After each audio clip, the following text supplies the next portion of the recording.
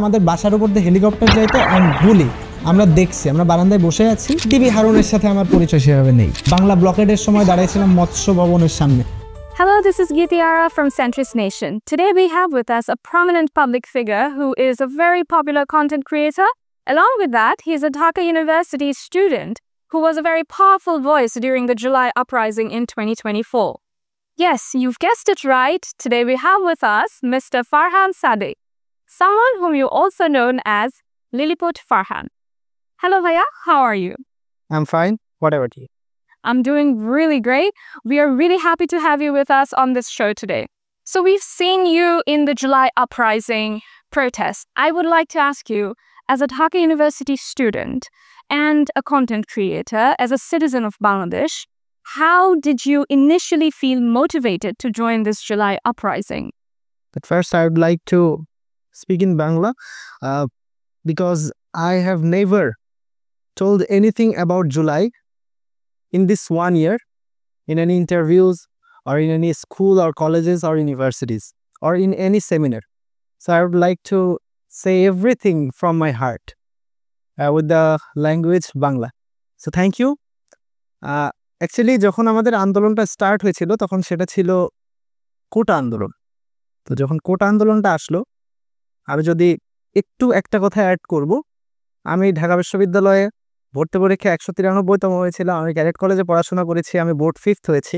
এখন এটা একটু মজার লাগতে পারে যে কেন হঠাৎ করে ঢাকঢোল পিটাচ্ছে এটা বলে নিলাম প্রথমে, কারণ আমার নানা একজন মুক্তিযোদ্ধা, শহীদ মুক্তিযোদ্ধা আনসারউদ্দিন বিশ্বাস। তো আমি ছোটবেলা থেকে যখন বড় হয়েছি তখন আমি দেখেছি, যদি আমি কখনো বলি মুক্তিযোদ্ধা, ছোট যখন ছিলাম তখন একরকম একটা বিষয় ছিল যে হ্যাঁ মুক্তিযোদ্ধার নাতি, মুক্তিযোদ্ধা আমার নানা। আমি এটা যখন শুনি মানুষজন খুশি হয়, একটা সম্মান পাওয়া যায়। কিন্তু যত আস্তে আস্তে বড় হতে লাগলাম তখন আমি দেখলাম যে মুক্তিযোদ্ধার নাতি কথাটা বললে একটা কোটার একটা বিষয় চলে আসে। মুক্তিযোদ্ধার নাতি তার মানে ওর কোটা আছে, এই কথাটা মাথায় ঘুরে। তো আমি আস্তে আস্তে আমি যে মুক্তিযোদ্ধার নাতি এই কথাটা বলা বাদ দিয়ে দিলাম শুধুমাত্র এই কোটাটার জন্য। কারণ আমি যখনই কারো কাছে বলতে যাই তখন আমার মনে হয় যে আমি ঢাকা ভার্সিটিতে পড়ি, তাহলে ও ভাববে যে ও কোটায় চান্স পাইছে। আমি যখনই বলবো যে আমি ক্যাডেট কলেজে পড়ে, ও ভাববে যে আমি কোটায় চান্স পাইছি। আবার দেখা গেল আমি সামনে চাকরি করব, চাকরি পেলাম, তখন দেখা গেলো ভাবতেছি আমি কোটায় চাকরি করতেছি। সো এই কারণে আমি সবসময় একটা দ্বিধাদ্বন্দ্বের মধ্যে ভুগতাম যে আমি কথা বলবো কি বলবো না। সো যখন আন্দোলনটা স্টার্ট হলো জুন মাসের লাস্টে বা জুন মাসের ফার্স্ট উইকে একটা রায় আসলো যে কোটা থাকবে, তখনই কিন্তু যেই দিনে এটা আসছে আমি সেই দিনই একটা কন্টেন্ট আপলোড করেছিলাম। সেই কন্টেন্টটার মূল এমনই ছিল যে নাতি প্রেজেন্ট থেকে পাস্টে যে নানার কাছে বলতেছে যে আপনি যুদ্ধে যান যাতে আমি কোটাটা পাই। এটা ছিল আমার কন্টেন্টের মূল বিষয়বস্তু। এটা একদম জুনে, তখন মানুষ জানেও না যে কোটা আন্দোলন স্টার্ট হয়েছে। তারপরে ঈদ গেল এবং জুলাই আন্দোলন স্টার্ট হলো জুলাইয়ের 1 তারিখ থেকে। আমি জুলাইয়ের 1, 2, 3 আমি রাস্তায় বা বাইরে আসিনি, বা আমি ওইভাবে বুঝতেও পারি নাই যে রাস্তায় মানুষ নামছে, কারণ আমি হলে থাকি না, তো আমি বাসায় থাকি। বাট আমার ঢাকা ইউনিভার্সিটির যারা স্টুডেন্ট ছিল তারা কিন্তু একটা কথা স্টার্ট করলো যে ফারহান কথা বলতেছে না কেন ঢাকা ভার্সিটির হয়েও। সো আমি তারপরে আসলে 6 তারিখ 5 তারিখ আমি রাস্তায় গেলাম, রাস্তায় নামলাম, সবার সাথেই আমি একাত্মতা পোষণ করলাম। এবং যে একটা ছবি হয়তো অনেকে দেখছে যে আমি রাস্তায় পানি দিচ্ছি বা এই টাইপের সামথিং, এটা আসলে ঘটেছিল 5 তারিখ বা 6 তারিখ শাহবাগে এই কাজটা হয়েছিল। তো আমি ওখানে কেন গেলাম, কারণ আমি তো একজন মুক্তিযোদ্ধার নাতি, তাহলে আমি তো কোটা থাকুক এটা আমার চাওয়া উচিত। আমি যেহেতু ফার্স্ট এই কথাটা অ্যাড করলাম, আমি কেন আন্দোলনে গিয়েছি, কোটা আন্দোলনটা, কারণ প্রথমে সরকার পতন আন্দোলন ছিল না, কোটা আন্দোলনই ছিল। তো আমি কেন আন্দোলনে গেলাম, আমি এই কারণে গিয়েছিলাম যেন কোটা না থাকে। আমার মতো যারা মুক্তিযোদ্ধার নাতি নাতনি আছে তাদের জন্য কখনো এমন হেজিটেট ফিল না করতে হয় যে আমার নানা মুক্তিযোদ্ধা, এটা আমি গর্ববোধ করে বলবো। এর পেছনে কোনো কোটা থাকবে না, কিছু না, আমার নানা এই দেশের জন্য জান দিয়েছে। আমি এটা বুক ফুলিয়ে বলবো, আমি এটা বুক ফুলিয়ে বলতে পারতেছিলাম না truly.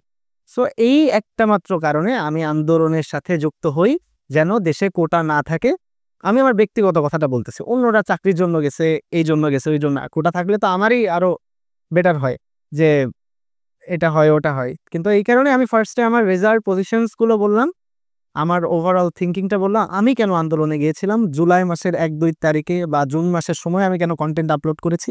This is the only reason আমার নানাকে নিয়ে আমি যেন সম্মানিত বোধ করতে পারি, মুক্তিযোদ্ধা পরিবারের সন্তান আমি, এটা যেন আমি বলতে পারি। ফর দ্যাট রিজন আমি কোটা আন্দোলনের পক্ষে ছিলাম। I clearly remember that content that you had posted regarding your grandfather. Like, you traveled back in time. And a lot of people could relate to that content, surprisingly, because there are a lot of descendants of the freedom fighters of Bangladesh.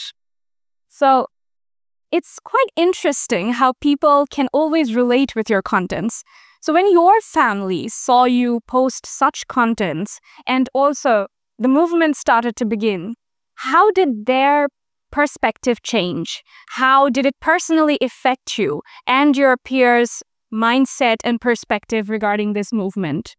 আমার পরিবার থেকে সবসময় আমাকে বলা হতো, তুমি যেই কোনো বিষয় নিয়ে কন্টেন্ট বানাতে পারো, দুইটা বিষয় বাদে, একটা হচ্ছে ধর্মীয় আর একটা হচ্ছে রাজনৈতিক। কন্টেন্ট বানাও, সমস্যা নেই, কিন্তু ধর্মীয় এবং রাজনৈতিক এটা বাদে করো।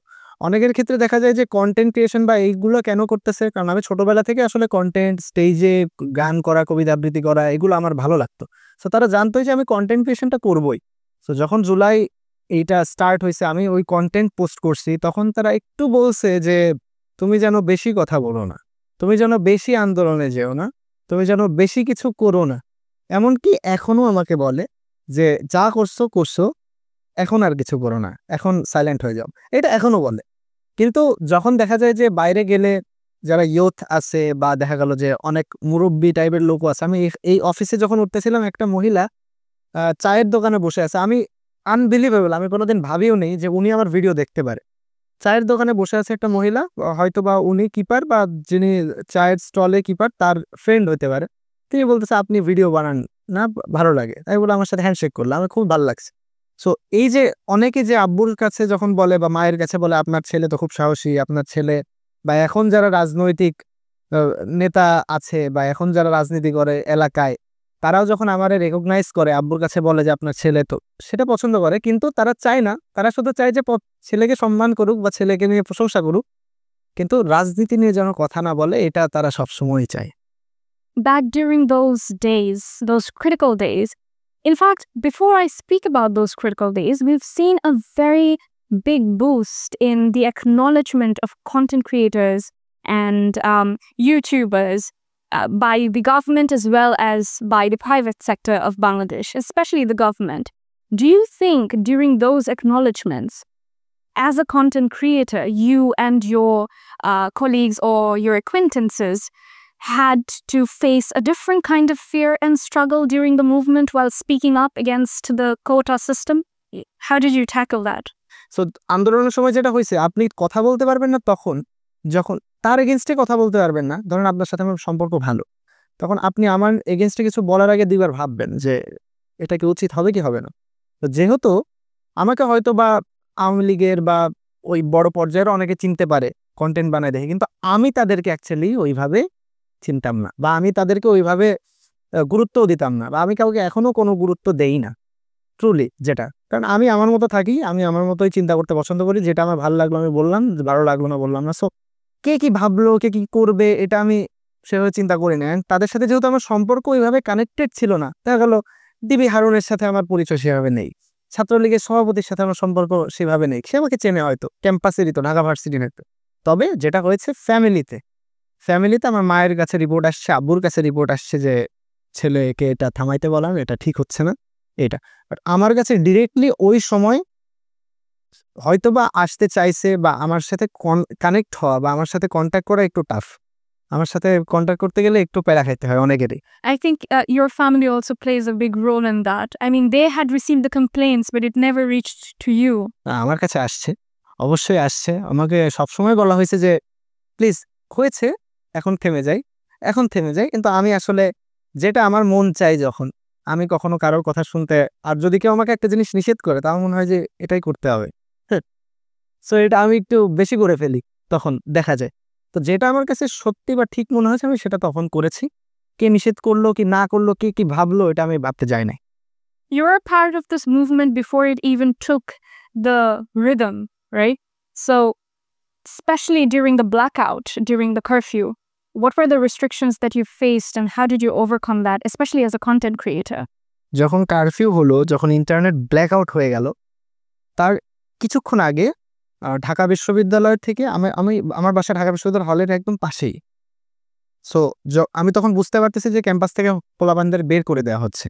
সবাই তখন বাইরে চলে আসতেছে। অ্যান্ড আমার ডিপার্টমেন্টের একটা ছোট ভাই, আরেকটা ডিপার্টমেন্টের আরেকটা ছোট ভাই, এরা তখন কাঁদতে কাঁদতে আমার বাসায় আসছে, বলতেছে ভাই গেট খুলেন। নিচে থেকে বললাম দারোয়ানকে বলে চলে আসবো। ওরা আসছে, ওদের মুখ ঘামা, ওরা বলতেছে যে ক্যাম্পাসের চারি সাইডে পোলাপান ভাড়া করে নিয়ে আসা হয়েছে কামরাঙ্গীর চর থেকে।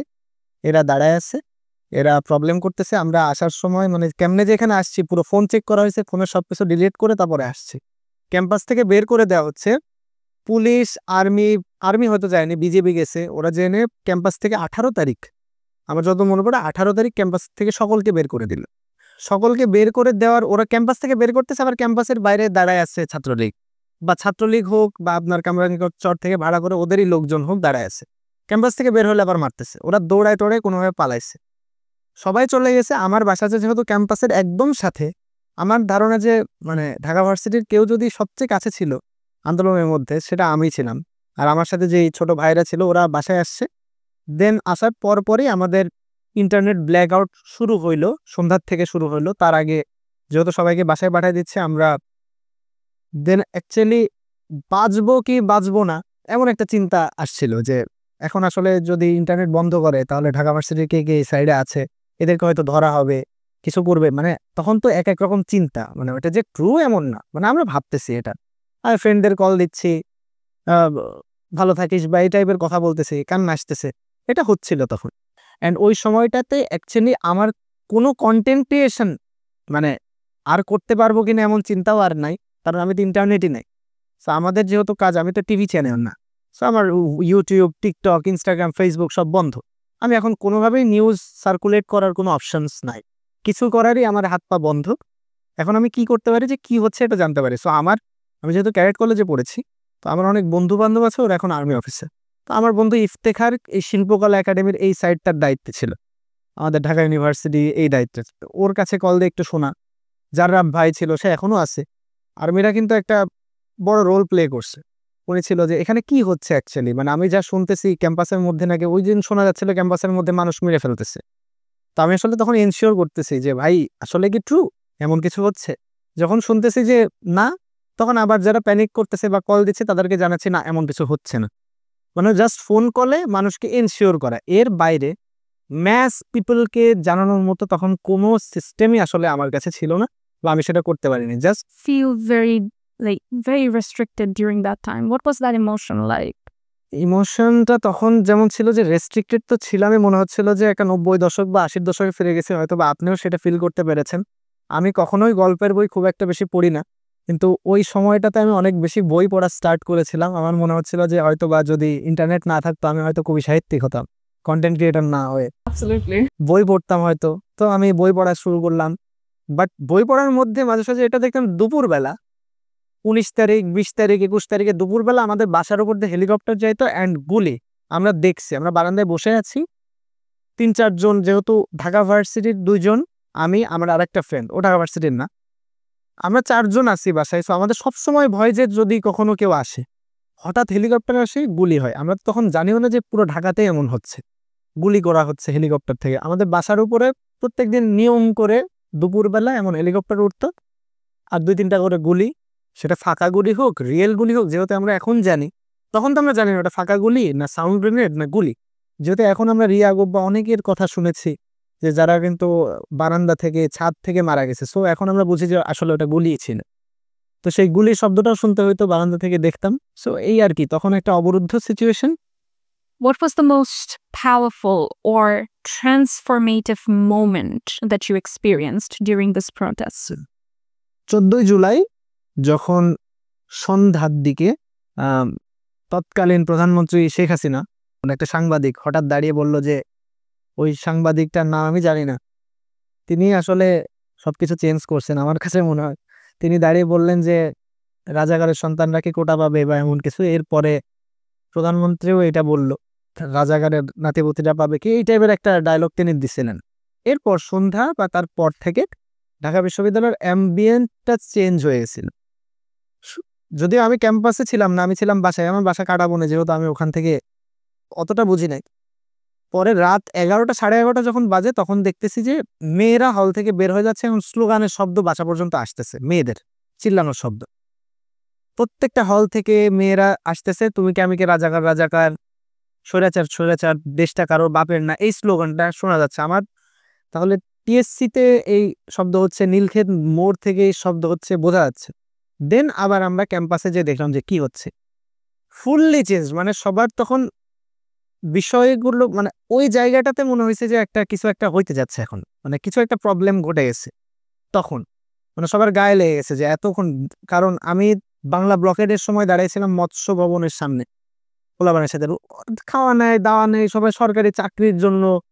মানে এটা তো খুবই একটা সিম্পল একটা দাবি যে সরকারি চাকরি করবে। তো বাংলা ব্লকেড হয়েছে যখন, তখন সেই রোদের মধ্যে দাঁড়ায় আছে মেয়েরা, সে সবাই পুড়ে কালো হয়ে গেছে 10 দিন ধরে। তাহলে 1 তারিখ থেকে 14 তারিখ পর্যন্ত এতদিন ধরে এরা আন্দোলন করতেছে, 2 সপ্তাহ ক্লাস বাদ দিয়ে রোদের মধ্যে। তখন বৃষ্টি হইতো রোদ হইতো, বৃষ্টি হইতো রোদ হইতো, গত বছর জুলাই। হঠাৎ করে সন্ধ্যাবেলা যদি কেউ বলে যে রাজাকার, তাহলে তো এটা মেজাজটা গরম হয়ে যায় যে এটা কি রে ভাই। তো তখন এই যে মেয়েরা বের হয়ে আসলো, হল থেকে ছেলেরা বের হয়ে আসলো, and ওই সময়টাতে আমার মনে হয় যে আন্দোলনের মোড়টাই চেঞ্জ হয়েছে, আমার কাছে মনে হয় ওই সময়টাতে।